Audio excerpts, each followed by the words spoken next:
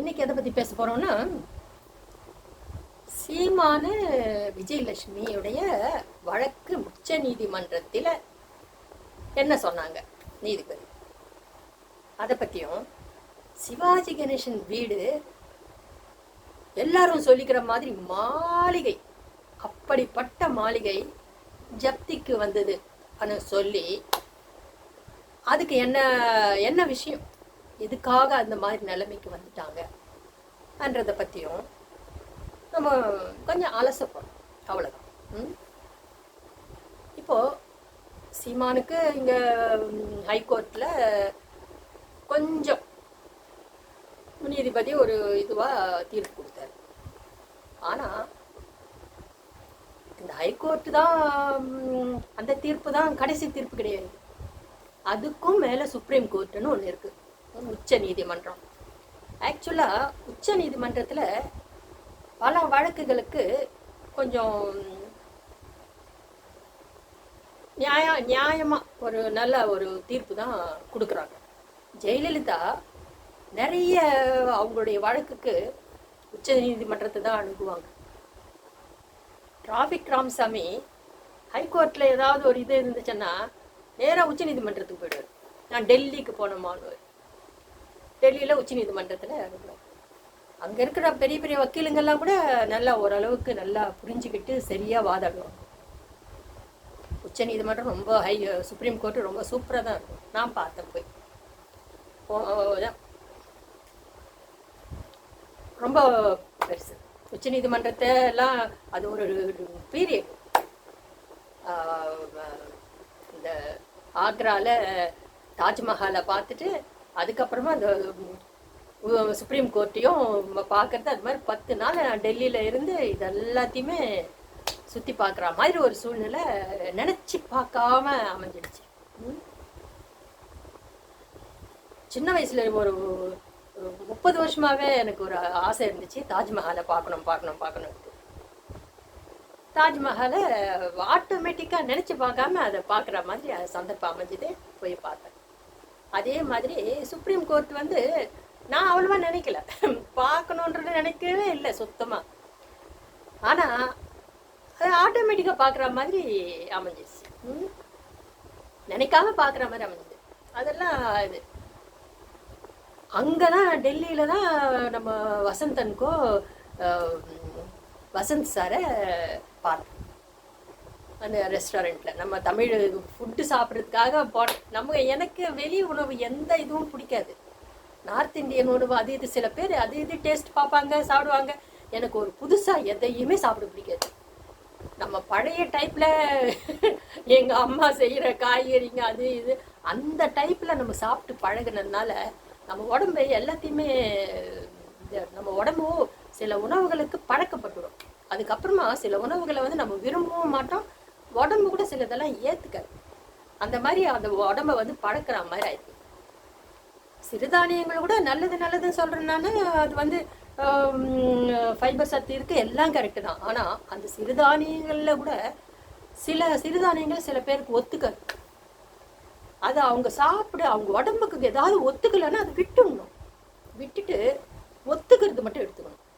நம்ம நல்லதும் சொல்கிறோம் சரி, அது சாப்பிடணும் சொல்கிறோம் சரி, ஆனால் அது ஒத்துக்கலை சொல்லும்போது அதை விட்டுடணும். எதுவாக இருந்தாலும் நம்ம உடம்பு எது ஏற்றுக்குதோ எது இது அதை தான் நம்ம சாப்பிடணும். அதுக்காக கண்டதையும் சாப்பிடாதீங்க. சரி, நான் ஏற்கனவே போட்டிருந்தேன் வீடியோவில் சீமான் பற்றியும் விஜயலட்சுமி பற்றியும். காம்ப்ரமைஸாக போயிட்டா ஒரு முற்றுப்புள்ளி வச்சா மாதிரி இருக்கும். இவங்க பாட்டுக்கு இவங்க வேலையை பார்த்துக்கலாம், அடுத்து இவங்க என்ன பண்ணணுமோ அது வந்து நான் வீடியோவில் ஏற்கனவே நான் போட்டிருந்தேன். உச்ச நீதிமன்றத்தில் கொடுத்த தீர்ப்பு கூட என்ன இது, நான் என்ன நினச்சி சொன்னனோ அதுதான் அவங்களும் தீர்ப்பு. அவர் சுப்ரீம் கோர்ட் ஜட்ஜு கொடுக்க வேண்டிய அந்த தீர்ப்பை சாமானிய சாந்தி நான் கொடுத்தேன். நான் ஃபஸ்ட்டு வீடியோவில் என்ன, நீங்கள் திரும்பவும் அந்த வீடியோ நீங்கள் பார்த்தீங்கன்னா கூட உங்களுக்கே புரியும். விஜயலட்சுமி விஷயம் நமக்கு எல்லாருக்கும் தெரியும். சீமான் என்ன சொன்னாலும் எது சொன்னாலும் நமக்கு தெரியும், எது உண்மைன்றது நமக்கு வந்து எல்லாருக்கும் தெரியும். என்னதான் பொய் பேசினா அந்த பொய் வந்து நம்மளே கண்டுபிடிப்போம். அதுவும் நம்ம சீனியர் சிட்டிசன் மாதிரி இருக்கிறவங்களுக்கு அனுபவம் ஜாஸ்தியாக இருக்கும். அந்த அனுபவத்தில் நம்ம எல்லாத்தையுமே உண்மையை அப்படியே கிரகிப்போம், நமக்கு புரியும். அதனால விஜயலட்சுமி பேசுறதுல கூட எது உண்மை எது புரியும் நமக்கே தெரியும். அது நடந்ததெல்லாம் மொத்தமாக தெரியும். போன தடவை எங்கள் வலசரவாக்கம் போலீஸ் ஸ்டேஷனில் அவங்க வந்து இரவில் நைட்டில் வந்து அந்த கேஸை வாபஸ் பண்ணும்போது கூட வாபஸ் பண்ணுறேன் நான் அந்த மாதிரி சொல்லிட்டு சீமான் வாழ்கன்னு தான் சொன்னாங்க. சீமான் வாழ்க, அவர் நல்ல அரசியல்வாதி, நல்ல அரசியலில் வருவாங்க, அப்படிப்பட்ட வார்த்தைகள் எல்லாம் ஊது சொல்லிட்டு தான் அவங்க வந்து இனிமேல் நான் இந்த வரமாட்டேன் தான் சொல்லிட்டு தான் அவங்க ஊருக்கு போனாங்க. என்ன இது ஒரு முடிவுக்கு வரும்னு நினைச்சாங்க. ஏன்னா அவங்களோட பேசின வார்த்தைங்களாம் அப்படி பேசியிருப்பாங்க. பேசி அது என்ன ஆனதுனால்தான் அவங்க அவ்வளோ லெவலில் அந்த பேசுனதுனால்தான் அவங்க நைட்டு ரொம்ப லேட் நைட்டில் தானே அவங்க வலசரவாக்கம் போலீஸ் ஸ்டேஷனுக்கு வந்து அவங்க அந்த நேரத்தில் எல்லாம் எழுதி எல்லாத்தையும் முடித்து அதை கேஸை வாபஸ் வாங்குறேன்னு சொல்லி எல்லாத்தையும் சொல்லிவிட்டு, அதுவும் ப்ரெஸ்ஸுக்கெல்லாம் வீடியோலாம் இது பண்ணியிருக்காங்கல்ல, அதில் வந்து என்னது இது மாதிரி கேஸ் வாபஸ் வாங்குறேன் ஆனால் எல்லாத்தையும் சொல்லிவிட்டு சீமான் வந்து பெரிய தலைவர், நான் வந்து இதில் வந்து இனிமேல் அவர் எதிர்த்து எதுவும் பண்ண மாட்டேன், அவர் நல்லா வரட்டும் அன்ற மாதிரி தான் அவங்க வாயால் சொல்லிட்டு தான் போனாங்க. என்ன நினச்சாங்க அவங்க, ஏதோ ஒரு விதத்தில் இவங்க முடித்து என்னன்னா அவங்க அக்கா வந்து படுத்த படுக்கையில் இருக்காங்க, அவங்களால எதுவுமே செய்ய முடியாது, இவங்களுக்கு பட வாய்ப்புகள் இல்லை, இவங்களால வந்து எந்த விதமாகவும் வாழறதுக்கு தகுந்த மாதிரி வாடகை கொடுத்து வாழணும்னா அவங்களுக்கு வந்து சோர்ஸ் கிடையாது, ஒன்றும் முடியாத நிலைமை, எப்படி அவங்க வாழ்வாங்க? அதனால அவங்களுக்கு வாழறதுக்காக இவரை எதிர்பார்த்தேன். ஏன்னா ஒரு டைம்ல வந்து சீமானு அவங்க சொல்றதெல்லாம் பாதி வந்து விஜயலட்சுமிக்கு சொல்றதெல்லாம் இதுவாக தான் இருக்கு. ஏன்னா அதெல்லாம் நமக்கும் தெரியும், நம்ம கொஞ்சம் முன்னோக்கி பார்ப்போம். சீமானுக்கு அவ்வளோ அந்த நேரத்தில் அவ்வளோ வசதி வாய்ப்புகள் கிடையாது. இப்போ வசதி வாய்ப்புகள் எல்லாம் நல்லா இருக்கு, நினைச்சா எல்லாத்தையும் செய்யக்கூடிய அளவில் இவருக்கு வசதி சேர்ந்துருச்சு. முதல்ல வசதி வாய்ப்புகள் இல்லாதப்போ விஜயலட்சுமியோட ஃப்ரெண்ட்ஷிப் இருக்கும்போது இவங்க விஜயலட்சுமி ஹெல்ப் செய்யறதுக்கும் சான்ஸ் இருக்குது. அதுவும் இல்லை அவங்க அம்மா அப்பாவோட அவங்க குடும்பத்தோடலாம் பழகியிருக்காங்க. அவங்க நேச்சர் அழகில் ரொம்ப அழகாக இருந்திருக்கிறாங்க. பர்சனாலிட்டி எல்லாம் வந்து விஜயலட்சுமி சூப்பர் தான். என்ன ஃபேஸில் ஒரு மினுமினுப்பு, அந்த மினுமினுப்பு உடம்பு ஹெல்த்து வந்து நல்லா இருந்தால் தான் அந்த மினுமினுப்பே வரும் ஃபேஸில்.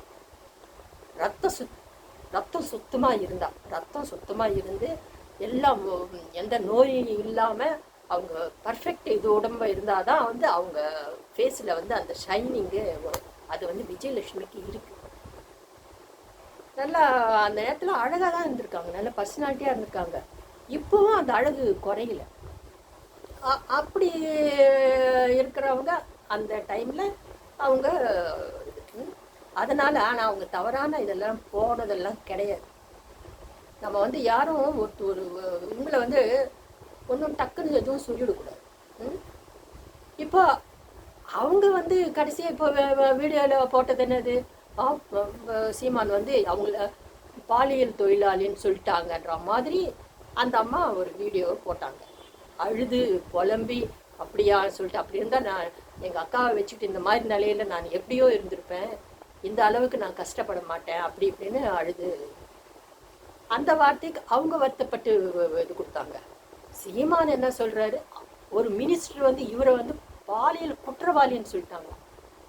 அதுக்கு இவர் என்னது, நான் என்ன பாலியல் குற்றவாளியா, நாட்டில் எவ்வளோ நடக்குது, எத்தனை பாலியல் குற்றங்கள் நடக்குது, அதை பற்றியெல்லாம் எதுவுமே எடுக்கிறது கிடையாது, வந்து வந்து என்னையே நோண்டிக்கிட்டு இருக்கிறாங்க அன்ற மாதிரி.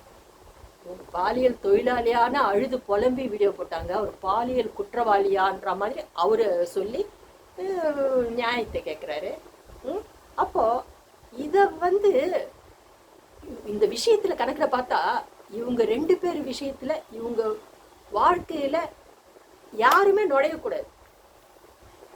அந்த பிரச்சனையை எடுக்காமல் இப்படி இருந்துட வேண்டிய ஒரு விஷயம் அது. அவங்களுக்குள்ள அவங்க ஒரு கோர்ட் உத்தரவே என்ன இருக்கு, கல்யாணம் ஆகலன்னாலும் விருப்பப்பட்டா அவங்க 2 பேரும் வாழலாம், சேர்ந்து வாழலாம். அந்த லெவல்ல தான் கோர்ட் தீர்ப்பே இருக்கு. வாழ்ந்தாங்க, பிரிஞ்சாங்க, அதோட முடிஞ்சுது. ஆனா அவங்க வந்து அவங்க இல்லாத நிலைமையா இருந்து கஷ்டப்பட்டு அவங்களால வாழறதுக்கு வழி இல்லாதப்போ சீமான் கிட்ட அவங்க உதவி கேட்டிருக்கிறாங்க. அது ஏதோ 50,000 அந்த மாதிரி 3 மாசம் கொடுத்துருக்கிறாரு. இல்லாத கேட்கறதுனால கொடுத்துருக்கிறாரு, அது உதவிதான். அப்படி இருக்கும்போது அதுக்கு மேல இவங்களால வந்து வாழணும்ல, வாடகை கொடுக்கணும், வாழணுமே, சாப்பிட்டு வாழணும்ல. இந்த உலகத்துல அவங்களால சோர்ஸ் கிடையாது, படமும் கிடையாது, ஒண்ணுமே. இப்பெல்லாம் சினி ஃபீல்டே போச்சு. சினி ஃபீல்டு போனப்ப இவங்களுக்கு எப்படி வாழ முடியும்? அதனால சீமானு ஏதோ ஒரு அமௌண்ட்டை கொடுத்து இது பண்ணா இவங்க மீதி காலத்தை வாழலாமே. மிச்சம் காலம் வாழணும்ல. அவங்க அக்கா படுத்த முடிக்கா இருக்காங்க, அவங்களும் ஹாஸ்பிட்டல் செலவு, அது இது செலவு நிறைய இருக்கும். ஹாஸ்பிட்டல் செலவு, பணம் கரைஞ்சி போயிடும். அவங்களையும் காப்பாற்றணும், இவங்களும் வாழணும். அதுக்காக இவர்கிட்ட உதவி கேட்டிருக்கிறாங்க. இவர் வந்து ஏதோ ஒரு விதத்துல உதவி செஞ்சு அதுக்கு ஒரு முற்றுப்புள்ளி வச்சிட்டு இருந்தா வழக்கு மறுபடியும் வந்திருக்காது. முற்றுப்புள்ளி வைக்கணும் ஒரு வழக்குக்கு. 2011 வருஷம் தொடங்குற வழக்கம். அதுக்கப்புறமா ஒரு தடவை இது பண்ணாங்க, அப்புறமா வாபஸ் வாங்கிட்டாங்க. ஃபர்ஸ்ட் எதுக்காக அவங்க 3 தடவை வாபஸ் வாங்கியிருக்காங்கன்னா, சீமானை வந்து பழி வாங்கணும்னோ அவர் வந்து உள்ள கைது பண்ணி உள்ள போடணும்ன்றது அவங்களுக்கு அந்த எண்ணமே கிடையாது. அவங்களுக்கு ஒரு செட்டில்மெண்ட்னு வந்தா அவங்க வாழலாமே என்ற நினைப்புக்காக தான். அதுக்காக வேற வழி இல்லாம, எந்த சோர்ஸும் இல்லாம தான் இவரை எதிர்பார்த்து இவங்க அது கேட்கறது. அந்த அம்மா அது கேட்கும்போது இவரு செஞ்சு முடிச்சுட்டு இது ஒரு முற்றுப்புள்ளியா என்ன எழுதி எல்லாம் பண்ணி உனக்கும் எனக்கும் சம்மந்தம் கிடையாது, நீ பாட்டுக்கு நீ அன்ற மாதிரி ஒரு முடிவு கொண்டு வந்துட்டு இருந்தா எந்த பிரச்சனையும் இல்லை. இப்ப மறுபடியும் இந்த பிரச்சனை வந்து எழுந்திருக்காரு. இததான் நான் சொல்றேன், சுமூகமா போனோம். அதேதான் இப்ப சுப்ரீம் கோர்ட் என்ன பண்ணிருக்காங்க, நீங்க கோர்ட்டுக்கு வெளியில சுமூகமா போனாலும் போலான்றது 3 மாசம் டைம் கொடுத்துருக்காங்க. 3 மாசம் டைம்ல வந்து ஆக்சுவலா இவங்க சுமூகமா போனா இவங்களுக்கு நல்லது. இல்ல நான் வந்து எதையாவது இது பண்ணி அவங்கள வந்து விஜயலட்சுமியை உள்ள போடுவோம் அது இது சொல்லிட்டு அவங்களுக்கு எதிராக, விஜயலட்சுமிக்கு எதிராக ஆதாரங்களை திரட்டி எல்லாம் பண்ணி நம்ம கோர்ட்ல இது பண்ணோம்னா அதுக்கு தகுந்த மாதிரி இன்னும் மேட்ரு என்ன ஆகும், இன்னும் பெருசாதான் இருக்கும். பெருசா இழுத்து அது வேற அடுத்த வருஷம் எலெக்ஷன் வேற வருது. எலெக்ஷன் டைம்ல இந்த வந்து திரும்பவும் இதை வந்து அந்த ஆதாரம் இந்த ஆதாரம்ட்டு இந்த 3 மாசம் டைம்ல வந்து நம்ம எல்லாத்தையும் சேர்த்து நம்ம கோர்ட்ல போட்டு உள்ள போடணும் அப்படி இப்படி நினைச்சிருப்பேன்னா அதுக்கு தகுந்த மாதிரி கோர்ட்லயே இன்னும் எலெக்ஷன் முடிஞ்சதுக்கு அப்புறமா வாய்தான்னு கொடுத்தாங்கன்னா என்ன ஆகும்? எலெக்ஷனுக்கு முன்னாடியும் கோர்ட்டுக்கும் போறதும் வரதும் போயிட்டும் வரதும் அது ஒரு அலைச்சல். அவங்க சொல்ற நேரத்துக்கு அங்க போய் ஆஜராகணும். அதுக்கப்புறமா எலெக்ஷன் வந்தா எலெக்ஷன் டைம்ல செய்ய வேண்டிய காரியங்களை ஒன்றும் பண்ண முடியாது. இழுத்தடிச்சு எல்லா பிரச்சனைகளும் தலை தூக்கும். அப்போ 2 ஒண்ணு வந்து சொல்லுவாங்க, காரியம் பெருசா வீரியம் பெருசான்னு. என்கிட்ட ஒருத்தர் சொன்னாங்க, நான் கொஞ்சம் ரொம்ப வீரியமா இருப்பேன். ஒரு டைம்ல ஒரே இதுல இருப்பேன். என்கிட்ட இது சொன்ன காரியம் பெருசா வீரியம் பெருசா அம்மான்ட்டு நான் இறங்கி வரணும் அப்படி இப்படி ரொம்ப இதுவாக இருப்பாங்க. வீரியமா இருப்பேன். காரியத்தை அப்ப நான் வந்து பெருசா நினைக்கல, பல கஷ்டங்களை அனுபவிச்சு. வீரியத்தினால எனக்கு என்ன மிச்சமாச்சு? எதுவும் மிச்சமாகல. பல கஷ்டங்களை அனுபவிச்சுட்டு காரியமே நடக்காத மாதிரி ஆச்சு. காலம் கடந்துச்சு, எல்லாம் பல நஷ்டங்களை ஃபேஸ் பண்ண வேண்டியதாயிடுச்சு. ஆனால் பல அனுபவங்களை நான் சம்பாதிச்சிருக்கேன். அந்த அனுபவங்கள் வந்து காரியம் பெருசுன்னு சொல்லிட்டு ஒத்துக்கிட்டு சுகபோக வாழ்க்கையை நான் வாழ்ந்திருந்தா இந்த அனுபவங்கள் எனக்கு கிடைச்சிருக்காரு. அடி மேல அடி பல கஷ்டங்களை பட்டதுனால தான் அனுபவங்கள் கிடைச்சது எனக்கு.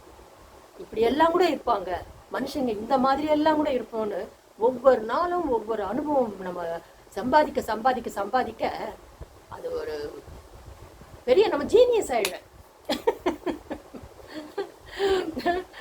ஒரு ஒரு ஒரு ஒருத்தர் ஒரு தவறு செய்யறாங்கன்னா அதை நம்ம கண்டுபிடிக்கிறோம்னா, இப்படி அவங்க தவறு செஞ்சா அதை கூட நம்ம தெரிஞ்சுக்கிறோம்ல. தெரிஞ்சுக்கிட்டு ஓஹோ இப்படி செஞ்சாங்களா, இந்த மாதிரி கூட நடக்குமா அன்ட்டு நம்ம அதை தெரிஞ்சுக்கிறோம்.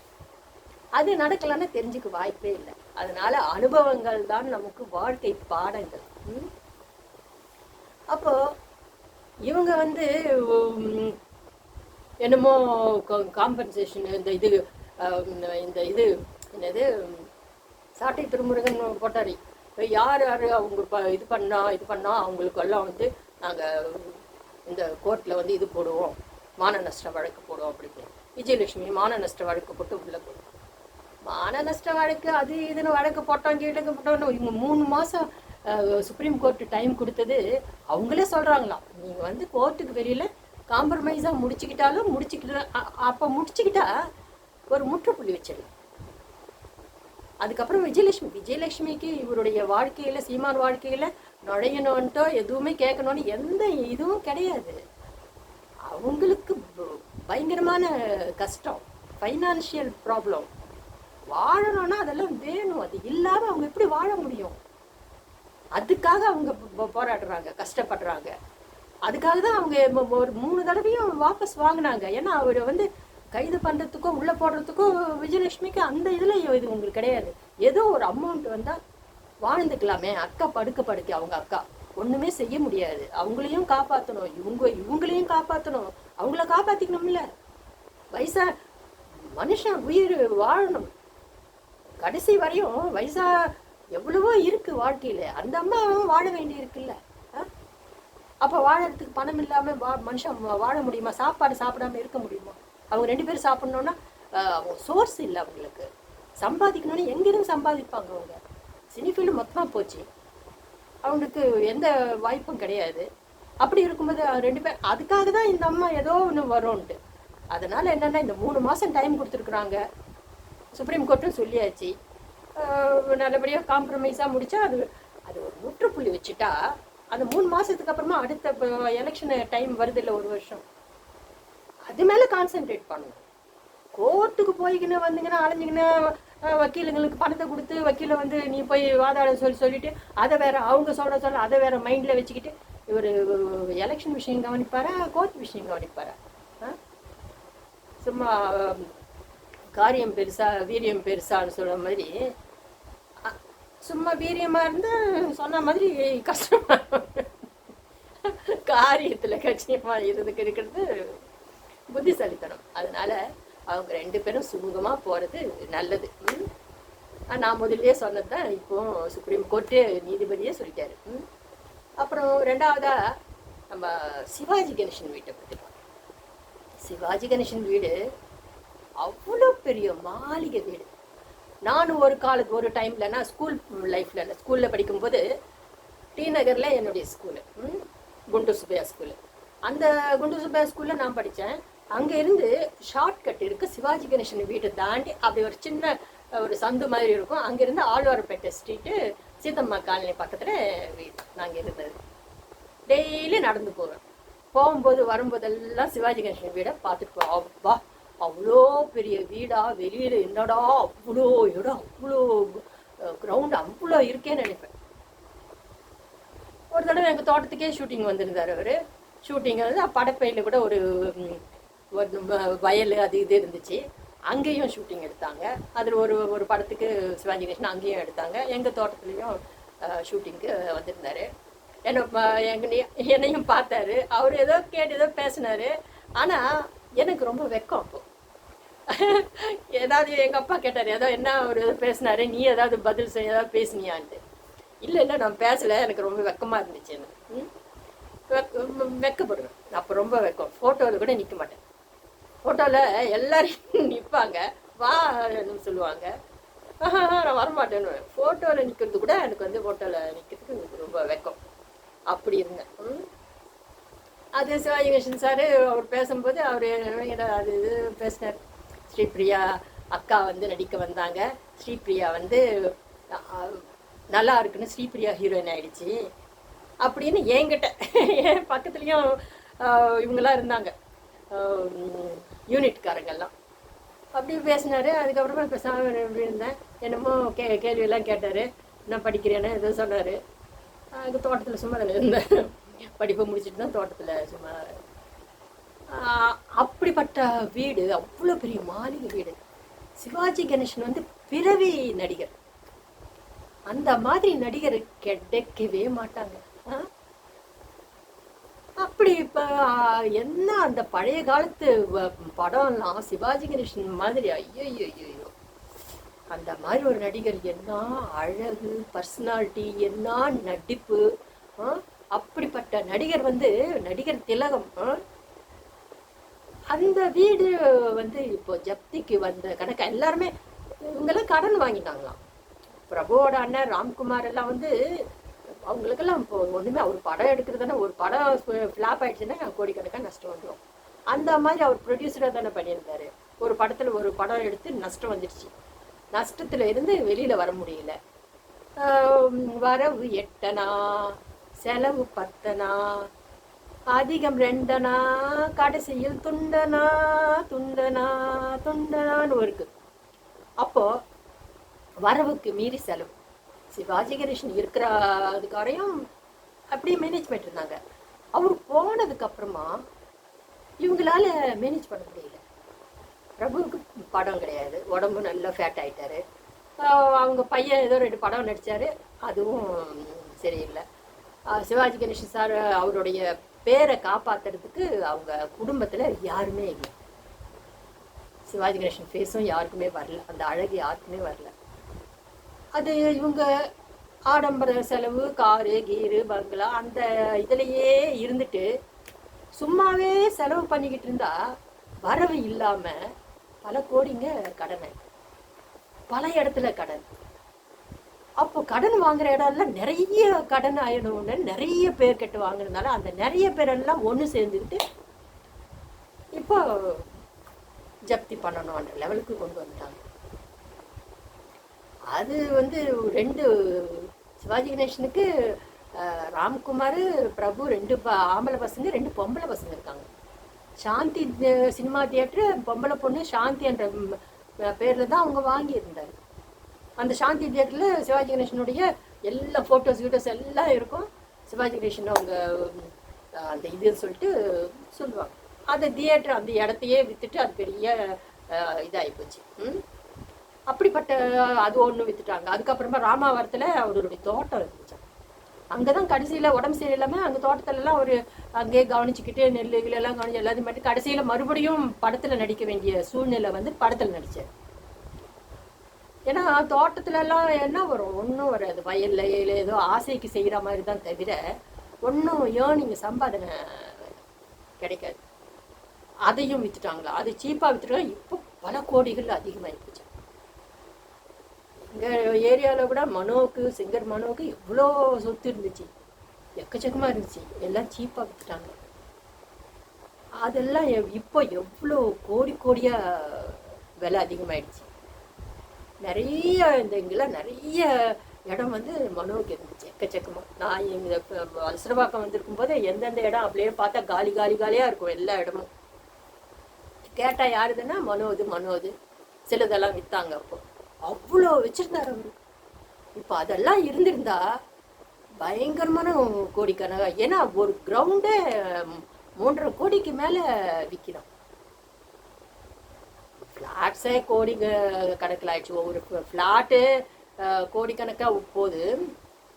அந்த அளவுக்கு கிரவுண்டு வேல்யூ ரொம்ப ஜாஸ்தி ஆகிடுச்சு. அப்போது மனோவுக்கு அது இருந்திருந்தா எவ்வளோ இதுவாக இருந்தது. அவ்வளோ வச்சுருந்தேன். சில பேரெல்லாம் அப்படிதான் அந்த நேரத்துக்கு ஏதோ அவசரத்துக்கு அப்படி இப்படியே வித்துடுறாங்க. அப்படி வித்துட்டு வீணாதான். அதெல்லாம் ஃபேஸ் பண்ணி அவங்க அப்படியே இருந்தால் அது வேல்யூ வந்து இப்போ எவ்வளோ ஆயிடுச்சு பாருங்க, எக்கச்சக்கமாக ஆயிடுச்சு இல்லை. இப்போ அந்த 2 பொண்ணுங்க வந்து இவங்க பாகம் அவ்வளோ கொடுக்கல, ஒன்றும் செய்யலைன்ற மாதிரி அதனால இவங்களுக்கு இந்த நிலைமை வந்துச்சுன்ற மாதிரி சில பேர் கமெண்ட். பெண் பிள்ளைங்களுக்கு செய்ய வேண்டியது செஞ்சு இருக்கணும், செய்யாம போனது கூட ஒரு கூட பிறந்தவங்க தானே, கூட பிறந்த ஒரு அக்கா தங்கச்சி போது அவங்களுக்கு செய்ய வேண்டியது செய்யணும். இப்போ அவங்க வந்து கேஸ் போட்டிருக்காங்கன்ற மாதிரியும் சொல்றாங்க. அப்படி ஒரு தாய் தந்தரிக்கு ஆணும் பெண்ணும் எல்லாம் ஒண்ணுதான். அவங்க பசங்க பெத்தெடுத்த பசங்க எல்லாம் ஒண்ணுதான், சமமானவங்க. அப்படி இருக்கும்போது அதை உணர்ந்து ஆம்பளை பசங்க வந்து நடந்துக்கணும். அப்படி நடந்துக்கிட்டா அந்த குடும்பம் வந்து உருப்படும். அப்படி இல்லாம ரொம்ப இதுவா நடந்துக்கிட்டா அது ஏதோ ஒரு விதத்துல அது வந்து இயற்கை வந்து காட்டிடும். அதனால வந்து எப்பவுமே கூட பிறந்தவங்களை வந்து யாரும் எப்பவுமே சரி அந்த மாதிரி நடந்துக்க கூடாது எல்லாம். ஏன்னா அதுவே சாதாரண ஃபேமிலிஸ்ல ஒரு நடுத்தர வர்க்கத்துல நல்ல குடும்பங்கள்ல நல்லபடியா பிரிச்சுக்கிறாங்க. சொத்துன்னும் போது எல்லாருக்குமே பாகம் போட்டேன்னா அதுதான் உண்மையான அன்பு, அதுதான் ரத்த பாசம். ஆண்களா இருந்தாலும் பெண்களா இருந்தாலும் எல்லாருமே அவங்க கூட பிறந்தவங்களுக்கு எல்லாருக்கும் சரியா சமமா எல்லாம் பிரிச்சுக்கிறாங்க. அதுதான் சரியான இது குடும்பம். சொல்லணும்னா ரொம்ப இருக்கப்பட்டவங்களோ பேர் நாம் டூம் அந்த குடும்பம் இந்த குடும்பம்னு உயர்வா பேசிக்கிறவங்களோ யாரும் நடைமுறையில வந்து இந்த மாதிரி இருக்கிறது கிடையாது. அதுவே ரொம்ப மாமூல குடும்பத்துல இருக்கிறவங்க அந்த பாசம், அண்ணன் தம்பிங்கள பாசம், அக்கா தங்கச்சிங்க பாசம், குடும்ப உறுப்பினர்கள் தாய் தந்திர பாசம், அவங்க ஒரு சின்ன ஒரு இதனா எல்லாரும் வந்துருவாங்க, எல்லாரும் உதவிக்கு வந்துடுவாங்க. அந்த அளவுக்கு அவங்களுக்குள்ள ஒரு பந்தம். அப்ப அவங்கெல்லாம் வந்து சரியா சொத்து இருந்தாலும் எதுவா இருந்தாலும் எல்லாம் சரியா பிரிச்சுக்குவாங்க. அது அப்படியே அது நீடிக்கும். உலகத்துல என்ன இருக்கு, மனுஷன் வாடுற வாழ்க்கையில அதுதான். அது இல்லாம எனக்கே எல்லாம் வேணும் எல்லா இது சொல்லலாம், அது இயற்கை ஏதோ ஒரு விதத்துல அவங்களுக்கு காட்டி கொடுத்தோம், ஏதோ ஒரு விதத்துல. ஆனா இப்போ வந்து சில பேர் சொல்றாங்க அரசு வந்து சிவாஜி கணேசன் வீட்டை வந்து எடுத்து ஒரு நினைவிடமாவது.